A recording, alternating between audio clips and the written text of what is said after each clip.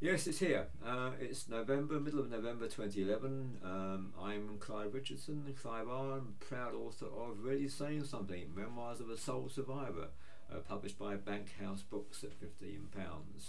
This time last year I received an email from Simon Fletcher, my editor, with the page proofs, and then the day later I received another email from Dave Randall, the executive Bankhouse Books, who went ahead with the publishing, sending me the photo images, the illustrations even, to check through and put captions on.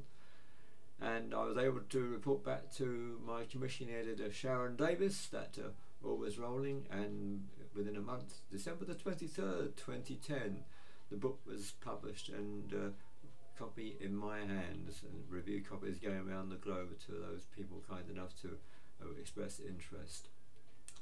Really Saying Something, Memoirs of a Soul Survivor, was a labour of love in some ways, and chronicles my time in various aspects of my music loving career, from being a 60s soul fan, buying records, seeing the concerts and shows, travelling around the globe in search of the music, later on involvement with radio stations, both in pirate days in the 1980s, and more recently the last 10 or 12 years with Solo Radio as a legal station on the international sky, and as label manager for Shout Records, which followed on from my tenure as editor of Shout magazine in the 1960s and 70s.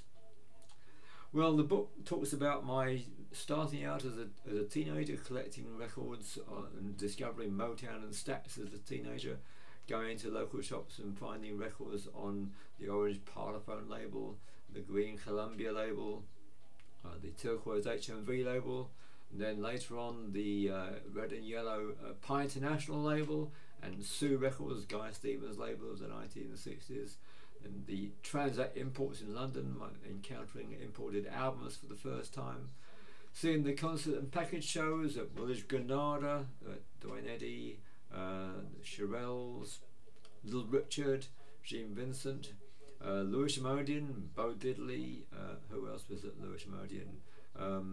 Rolling Stones.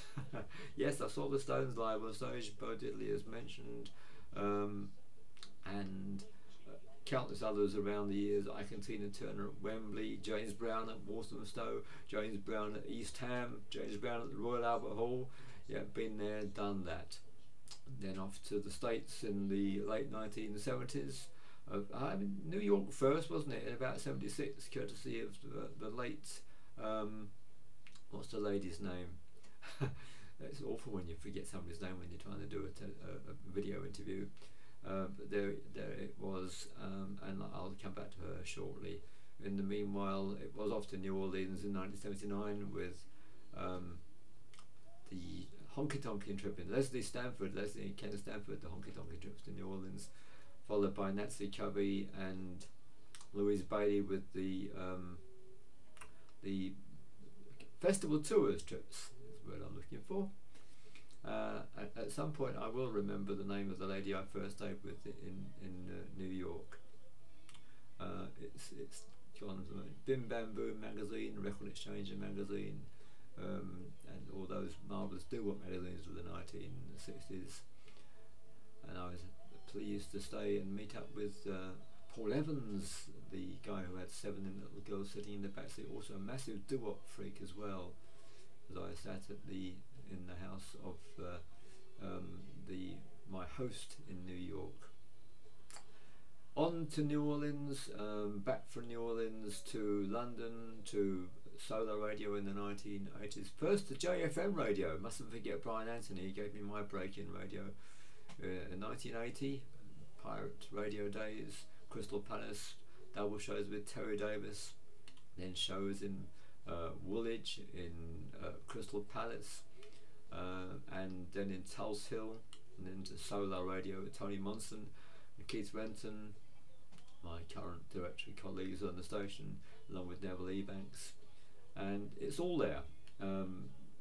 Trips to the States as mentioned, press shows in London, meeting up and interviewing all sorts of artists, Gladys Knight and the Pips, James Brown, Bo Diddley, the fabulous platters, the Steinways as they were, Ines and Charlie Fox, trips to New Orleans and to look at through the book and find images of the people that I met in the States, meeting up with Johnny Adams and talking to Esther Phillips, and who else was there at that time, the package shows of the time, all in the book. Really Saying Something, Memoirs of a Soul Survivor, and pleasantly surprised by the positive reviews, thanks to Sharon Davis at Blues and Soul, to David Nathan at soulmusic.com, to Ray Ellis at Duke Blues Magazine, and David Cole in the basement, and all the web reviewers who have given me such kind coverage.